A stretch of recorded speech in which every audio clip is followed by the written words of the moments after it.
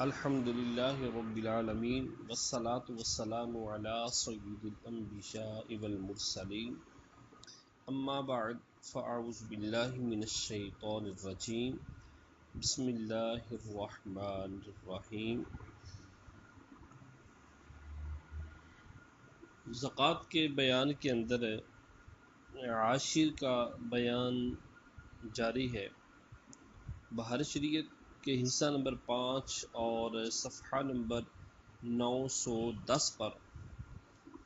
صدر الشریعہ بدر الطریقہ رحمۃ اللہ تعالی علیہ مسئلہ نمبر 5 کو کچھ اس طرح ذکر فرماتے ہیں کہ حربی کافر کا قول بالکل معتبر نہیں، اگرچہ جو کچھ کہتا ہے اس پر گواہ پیش کرے، اور اگر کنیز کو ولد بتائے، لونڈی کو ولد بتائے، یا غلام کو اپنا لڑکا کہے اور اس کی عمر اس قابل ہو کہ یہ اس کا لڑکا ہو سکتا ہے، یا کہے میں نے دوسرے کو دے دیا ہے اور جسے بتاتا ہے وہ وہاں موجود ہے، تو ان امور کے اندر ان کاموں میں حربی کا بھی قول مان لیا جائے گا۔ مسئلہ نمبر 6،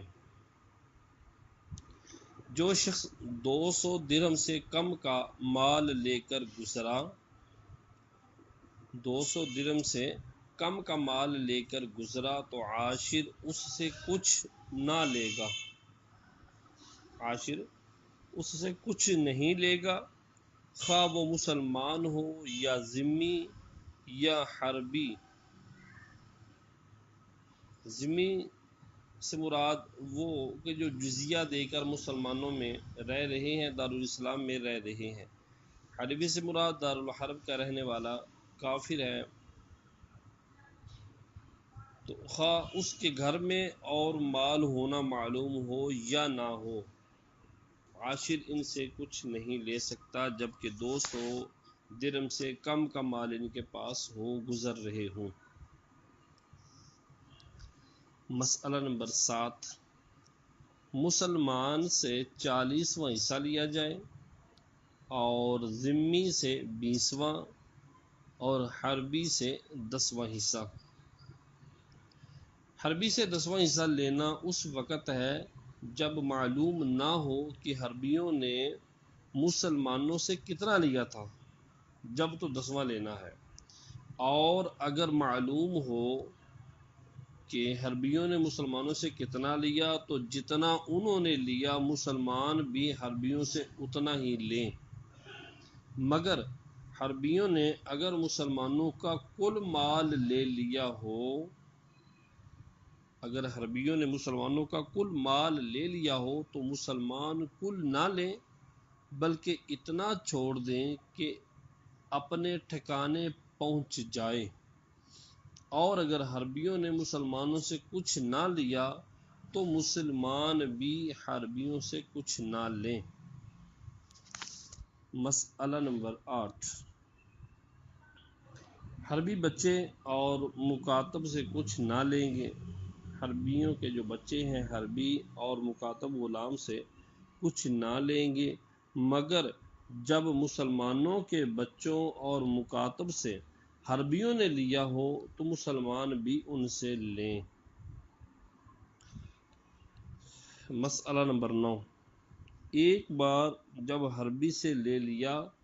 تو دوبارہ اس سال میں نہ لیں،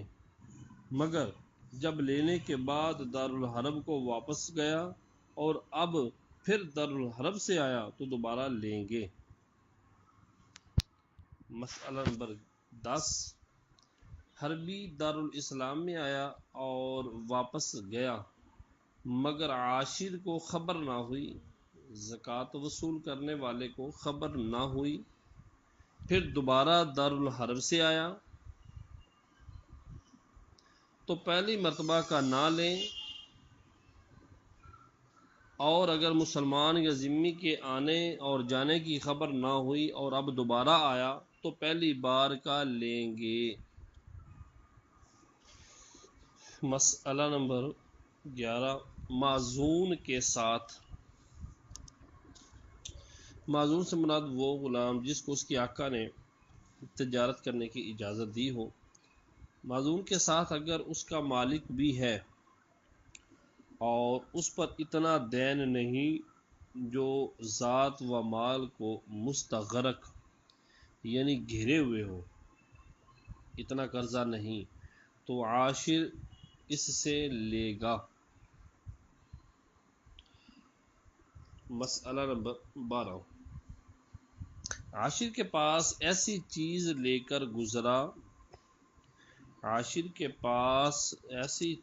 کر گزرا جو جلد خراب ہونے والی ہے، جیسے میوہ، ترکاری، خربوزہ، تربوز، دودھ وغیرہ، اگرچہ ان کی قیمت نصاب کی مقدار ہو مگر عشر نہ لیا جائے۔ ہاں اگر وہاں فقراء موجود ہوں تو لے کر فقراء کو بانٹ دے۔ مسئلہ نمبر 13، عاشر نے مال زیادہ خیال کر کے زکوٰۃ لی، پھر معلوم ہوا کہ اتنے کا مال نہ تھا، تو جتنا زیادہ لیا ہے سال آئندہ میں محسوب ہوگا، سال آئندہ میں شمار کیا جائے گا، اور اگر قصداً زیادہ لیا تو یہ زکوٰۃ میں شمار نہ ہوگا کہ ظلم ہے۔ صلو علی الحبیب صلی اللہ علی محمد۔ یہاں تک عاشر کا بیان تھا۔ اب یہاں سے صفحہ نمبر 912 سے کان اور دفینے کا بیان صدر الشریعہ ذکر فرماتے ہیں۔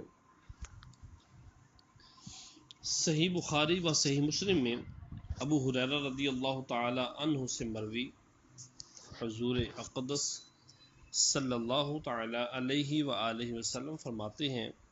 رکاز یعنی کان میں خمس ہے، پانچواں حصہ ہے۔ مسئلہ نمبر 1، کان سے لوہا، سیسا، تانبا، پتل، سونا، چاندی نکلے، اس میں خمس یعنی پانچواں حصہ لیا جائے گا، اور باقی پانے والے کا ہے۔ باقی جس کو ملا، جس نے نکالا کھودا اسی کا ہے، خواہ وہ پانے والا آزاد ہو یا غلام، مسلمان ہو یا ذمی، مرد ہو یا عورت، بالغ ہو یا نابالغ۔ وہ زمین جس سے یہ چیزیں نکلیں عشری ہو یا خراجی۔ یہ اس صورت میں ہے کہ زمین کسی شخص کی مملوک نہ ہو، کسی کی ملکیت میں نہ ہو، مثلا جنگل ہو یا پہاڑ، اور اگر مملوک ہے، کسی کی ملکیت میں ہے زمین، تو کل مالک زمین کو دیا جائے، خمس بھی نہ لیا جائے۔ مسئلہ نمبر 2، فیروزہ، یہ جو پتھر ہوتا ہے، فیروزہ، یاقوت و زمرد، دیگر جواہر اور سرما، پھٹکری، چونا، موتی میں اور نمک وغیرہ بہنے والی چیزوں میں خمس نہیں۔ مسئلہ نمبر 3، مکان یا دکان میں کان نکلی تو خمس نہ لیا جائے بلکہ کل مالک کو دیا جائے۔ مسئلہ نمبر 4، فیروزہ، یاقوت، زمرد وغیرہ جواہر جو ہیں وہ سلطنت اسلام سے پیشتر کے دفن تھے، اسلام کی بادشاہ سے پہلے کے دفن تھے، اور اب نکلے تو خمس لیا جائے گا، کیونکہ یہ مال غنیمت ہے۔ مسئلہ نمبر 5، موتی اور اس کے علاوہ جو کچھ دریا سے نکلے، اگرچہ سونا کہ پانی کی تہ میں تھا، سب پانے والے کا ہے، بشرط یہ کہ اس میں کوئی اسلامی نشانی نہ ہو۔ مسئلہ نمبر 6، جس دفینہ یعنی دفن کیا ہوا جو مال ہے، جو زمین میں دبایا ہوا دفن کیا ہوا مال ہے، وہ دفینہ، جس دفینہ میں اسلامی نشانی پائی جائے، خواہ وہ نقد ہو یا اتحار یا خانہ داری کے سامان وغیرہ، وہ پڑے مال کے حکم میں ہے، گرے پڑے مال کے حکم میں ہے، یعنی مسجدوں بازاروں میں اس کا اعلان اتنے دنوں تک کرے کہ ظن غالب ہو جائے اب اس کا تلاش کرنے والا نہ ملے گا، پھر مساکین کو دے دے، اور خود فقیر ہو تو اپنے صرف میں لائے۔ اور اگر اس میں کفر کی علامت ہو، مثلا بت کی تصویر ہو یا کافر بادشاہ کا نام اس پر لکھا ہو، اس میں سے خمس لیا جائے، باقی پانے والے کو دیا جائے، خواہ اپنی زمین میں پائے یا دوسرے کی زمین میں، یا مباح زمین میں۔ مباح یعنی جو بالکل فری ہوتی ہے، جو کسی کی ملکیت نہیں ہوتی۔ مسئلہ نمبر 7، حربی کافر نے دفینہ نکالا، دفن کیا ہوا مال حربی کافر نے نکالا تو اسے کچھ نہ دیا جائے، اور جو اس نے لے لیا ہے واپس لیا جائے۔ ہاں اگر بادشاہ اسلام کے حکم سے کھود کر نکالا تو جو ٹھہرا ہے وہ دیں گے، جو فکس کیا وہ اس کو دیا جائے گا۔ نمبر 8، دفینہ نکالنے میں 2 شخصوں نے کام کیا تو خمس کے بعد باقی اسے دیں گے جس نے پایا، خمس نکالنے کے بعد اس کو دیں گے جس نے پایا، جس کو ملا، اگرچہ دونوں نے شرکت کے ساتھ کام کیا ہے کہ یہ شرکت فاسدہ ہے، اور اگر شرکت کی صورت میں دونوں نے پایا اور یہ نہیں معلوم کہ کتنا کس نے پایا تو نصف نصف کے شریک ہیں، اور اس صورت میں اگر ایک نے پایا اور دوسرے نے مدد کی تو وہ پانے والے کا ہے اور مددگار کو کام کی مزدوری دی جائے گی، اور اگر دفینہ نکالنے پر مزدور رکھا تو جو برآمد ہوگا مزدور کو ملے گا، مستاجر کو کچھ نہیں، یعنی جس نے مزدوری پر رکھا ہے اس کو کچھ نہیں، کیونکہ یہ اجارہ فاسدہ ہے۔ نمبر 9، دفینہ میں نہ اسلامی علامت ہو نہ کفر کی تو زمانہ کفر کا ہی قرار دیا جائے گا۔ دفن کیا ہوا مال ملا، اس پہ نہ کوئی اسلامی علامت ہے نہ کفر کی ہے تو اس کو زمانہ کفر کا ہی دبایا ہوا مال سمجھا جائے گا۔ نمبر 10، صحرائے دارالحرب میں سے جو کچھ نکلا، معدنی ہو یا دفینی، اس میں خمس نہیں بلکہ کل پانے والے کو ملے گا، اور اگر بہت سے لوگ بطور غلبہ کے نکال لائے تو اس میں سے خمس لیا جائے گا کہ یہ غنیمت ہے۔ مسئلہ نمبر 11، مسلمان دارالحرب میں امن لے کر گیا اور وہاں کسی کی مملوک زمین سے خزانہ یا کان نکالی تو مالک زمین کو واپس دے، اور اگر واپس نہ کیا بلکہ دارالاسلام میں لے آیا تو یہی مالک ہے، مگر ملک خبیث ہے، یعنی اس کے لیے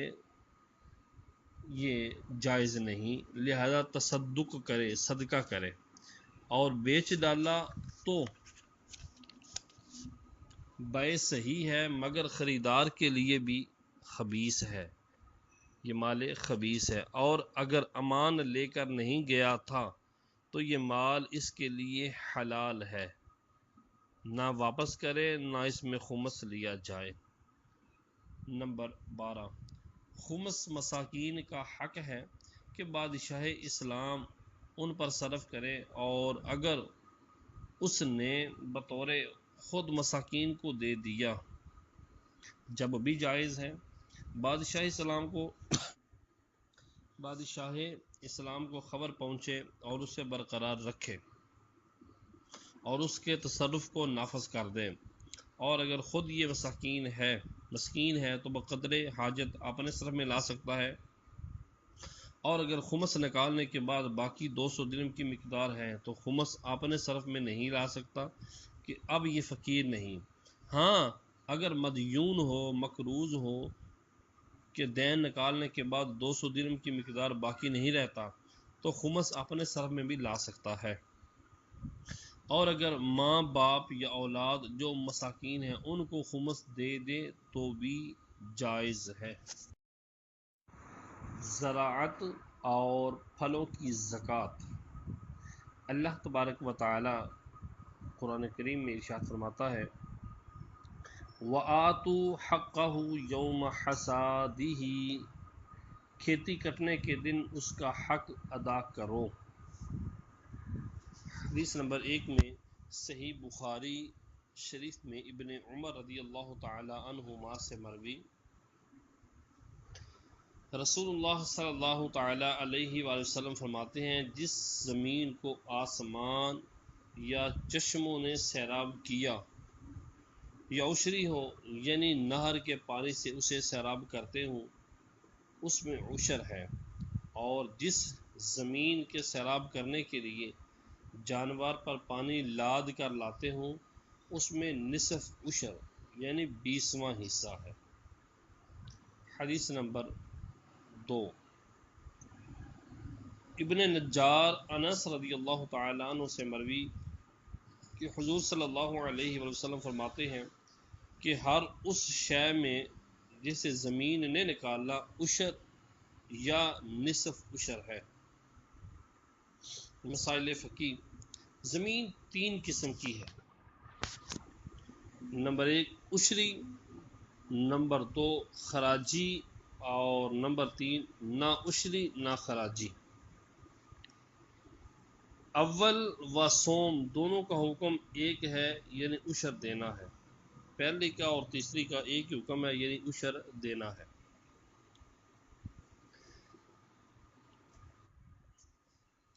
ہندوستان میں یعنی پاکستان اور ہندوستان بننے سے پہلے کی یہ جو بات ہے، ہندوستان میں مسلمانوں کی زمینیں خراجی نہ سمجھی جائیں گی جب تک کسی خاص زمین کی نسبت خراجی ہونا دلیل شرعی سے ثابت نہ ہو لے، اس وقت تک کسی زمین کو خراجی نہیں کہیں گے۔ عشری ہونے کی بہت سی صورتیں ہیں، مثلا مسلمانوں نے فتح کیا اور زمین مجاہدین پر تقسیم ہو گئی، یا وہاں کے لوگ خود بخود مسلمان ہو گئے، جنگ کی نوبت نہ آئی، یا عشری زمین کے قریب پڑتی تھی اسے کاشت میں لایا، یا اس پرتی کو کھیت بنایا جو عشری و خراجی دونوں سے قرب و بعد کی یکساں نسبت رکھتی ہے، یا اس پرتی کو کھیت بنا لیا جو عشری اور خراجی دونوں کے قریب اور بعید ہونے کے اعتبار سے برابر ہے، یا اس کھیت کو عشری پانی سے سیراب کیا، یا خراجی و عشری دونوں سے، یا مسلمان نے اپنے مکان کو باغ یا کھیت بنا لیا اور اسے عشری پانی سے سیراب کرتا ہے، یا عشری و خراجی دونوں سے، یا عشری زمین کافر ذمی نے خریدی، یا عشری و خراجی دونوں میں سے، یا عشری زمین کافر ذمی نے خریدی، مسلمان نے شفع میں اسے لے لیا، یا بے فاسد ہوگی، یا خیار شرط یا خیار رویت کی وجہ سے واپس ہوئی، یا خیار عیب کی وجہ سے قاضی کے حکم سے واپس ہوئی، ان صورتوں میں اس کو عشری زمین کہیں گے۔ خیار رویت، خیار عیب اور خیار شرط، اس کا بیان انشاءاللہ بالتفصیل آگے آئے گا۔ اور بہت سی صورتوں میں خراجی ہے، مثلا فتح کر کے وہیں والوں کو احسان کے طور پر واپس دی، یا دوسرے کافروں کو دے دی، یا وہ ملک صلح کے طور پر فتح کیا گیا، یا ذمی نے مسلمان سے عشری زمین خرید لی، یا خراجی زمین مسلمان نے خریدی، یا ذمی نے بادشاہ اسلام کے حکم سے بنجر کو آباد کیا، یا بنجر زمین ذمی کو دے دی گئی، یا اسے مسلمان نے آباد کیا اور وہ خراجی زمین کے پاس تھی، یا اسے خراجی پانی سے سیراب کیا۔ خراجی زمین اگرچہ عشری پانی سے سیراب کی جائے خراجی ہی رہے گی۔ جی مسئلہ نمبر بلکہ اور خراجی و عشری دونوں نہ ہوں، خراجی زمین بھی نہیں ہے اور عشری بھی نہیں ہے، دونوں نہ ہوں، مثلا مسلمانوں نے فتح کر کے اپنے لیے قیامت تک کے لیے باقی رکھی، یا اس زمین کے مالک مر گئے اور زمین بیت المال کی ملک ہو گئی۔ مسئلہ نمبر 1، خراج دو قسم کا ہے۔ نمبر 1، خراج مقاسمہ، خراج مقاسمہ کہ پیداوار کا کوئی حصہ آدھا یا تہائی یا چوتھائی وغیرہ مقرر ہو۔ خراج مقاسمہ کیا ہوتا ہے؟ پیداوار کا کوئی حصہ آدھا یا تہائی یا چوتھائی وغیرہ مقرر ہو، جیسے حضور اقدس صلی اللہ تعالی علیہ وآلہ وسلم نے یہود خیبر پر مقرر فرمایا تھا، خراج مقاسمہ۔ اور نمبر 2، خراج موظف کہ ایک مقدار معین لازم کر دی جائے، ایک مقدار معین لازم کر دی جائے، خواہ روپے مثلا سالانہ 2 روپے بیگھا یا کچھ اور، جیسے فاروق اعظم رضی اللہ تعالی عنہ نے مقرر فرمایا تھا۔ مسئلہ نمبر 2، اگر معلوم ہو کہ سلطنت اسلامیہ میں اتنا خراج مقرر تھا تو وہی دیں، جو پتہ تھا وہی دیں، بس شرط یہ کہ خراج موظف میں جہاں جہاں فاروق اعظم رضی اللہ تعالی عنہ سے مقدار منقول ہے، مقدار نقل کی جا رہی ہے کہ اتنی دیتے تھے، اس پر زیادت نہ ہو، اس پر زیادتی نہ ہو، اور جہاں منقول نہیں، جہاں پتہ ہی نہیں کتنی دیتے تھے، اس میں نصف پیداوار سے زیادہ نہ ہو۔ یوں ہی خراج مقاسمہ میں نصف سے زیادت نہ ہو، اور یہ بھی شرط ہے کہ زمین اتنے دینے کی طاقت بھی رکھتی ہو۔ نمبر 3، اگر معلوم نہ ہو کہ سلطنت اسلام میں کیا مقرر تھا تو جہاں جہاں فاروق اعظم رضی اللہ تعالی عنہ نے مقرر فرما دیا ہے وہ دیں، اور جہاں مقرر نہ فرمایا ہو نصف دیں۔ مسئلہ نمبر 4، فاروق اعظم رضی اللہ تعالی عنہ نے یہ مقرر فرمایا تھا کہ ہر قسم کے غلہ میں فی جریب، جی فی جریب یعنی جریب کی مقدار انگریزی گز سے 35 گز طول اور 35 گز عرض ہے، اس کو جریب کہتے ہیں۔ اور پچھلے مسئلے کے اندر لفظ 2 نمبر مسئلے میں بھیگا گزرا، بھیگا یعنی بھیگا سے مراد زمین کا ایک حصہ یا ٹکڑا جس کی پیمائش عموماً 3025 گز مربع ہوتی ہے۔ اردو لغت میں یہ مسئلہ جو لکھا ہوا ہے وہ 4 کنال 80 مرلے، 4 کنال 80 مرلے کا ہوتا ہے بیگھا۔ تو جریب فاروق اعظم رضی اللہ تعالی عنہ نے یہ مقرر فرمایا تھا کہ ہر قسم کے غلہ میں فی جریب 1 درہم اور اس غلہ کا 1 صاع،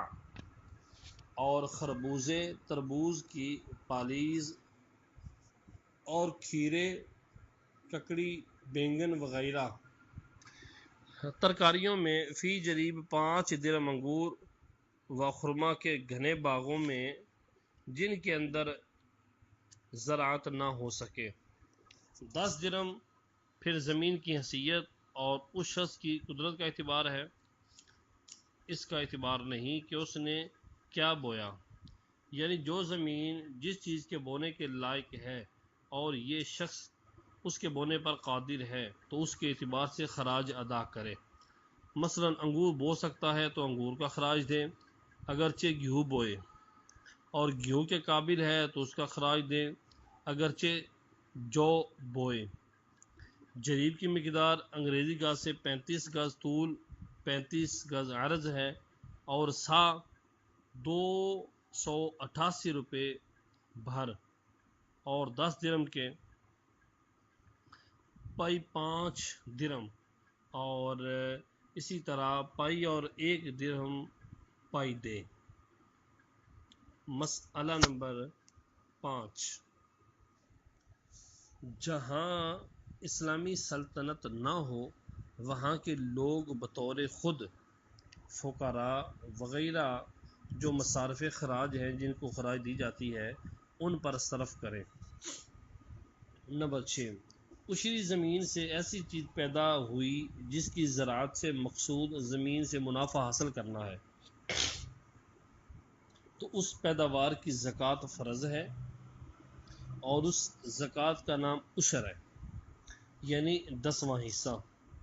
کہ اکثر صورتوں میں 10واں حصہ فرض ہے، اگرچہ بعض صورتوں میں نصف عشر یعنی 20واں حصہ لیا جائے گا۔ نمبر 7،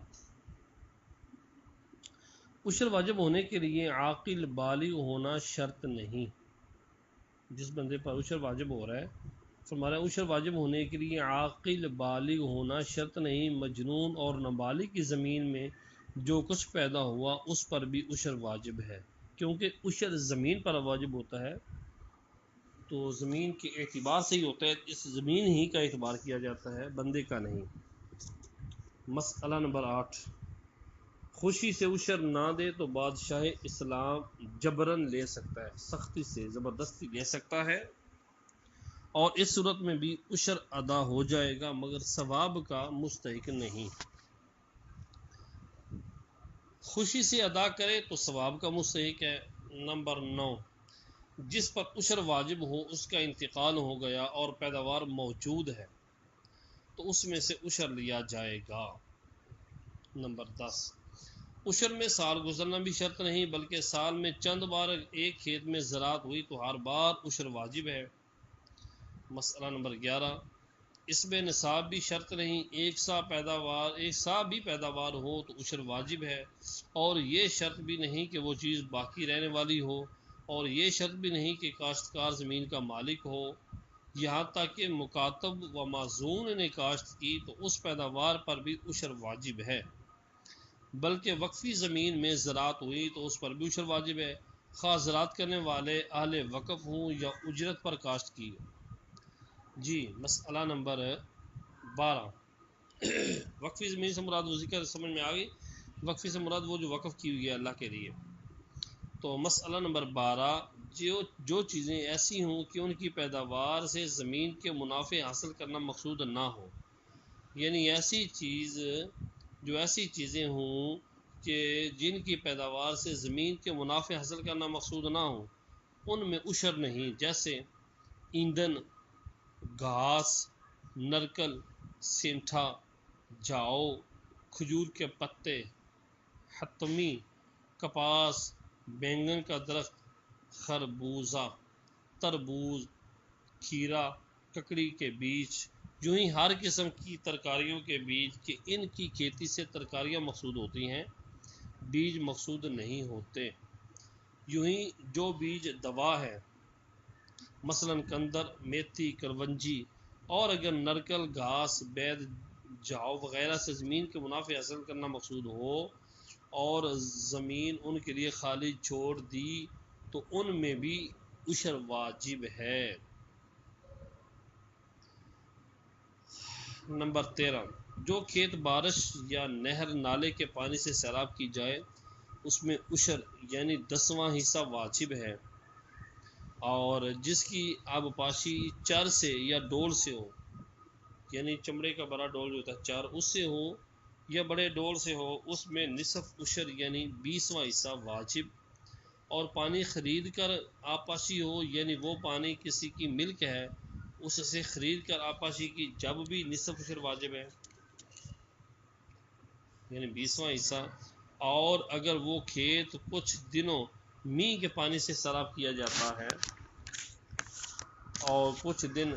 ڈول چال سے، تو اگر اکثر میںہ کے پانی سے کام لیا جاتا ہے اور کبھی کبھی ڈول سے تو عشر واجب ہے۔ ورنہ نصف عشر۔ نمبر 14، عشری زمین یا پہاڑ یا جنگل میں شہد ہوا اس پر عشر واجب ہے۔ یوں ہی پہاڑ اور جنگل کے پھلوں میں بھی عشر واجب ہے، بشرط یہ کہ بادشاہ اسلام نے حربیوں اور ڈاکوؤں اور باغیوں سے ان کی حفاظت کی ہو، ورنہ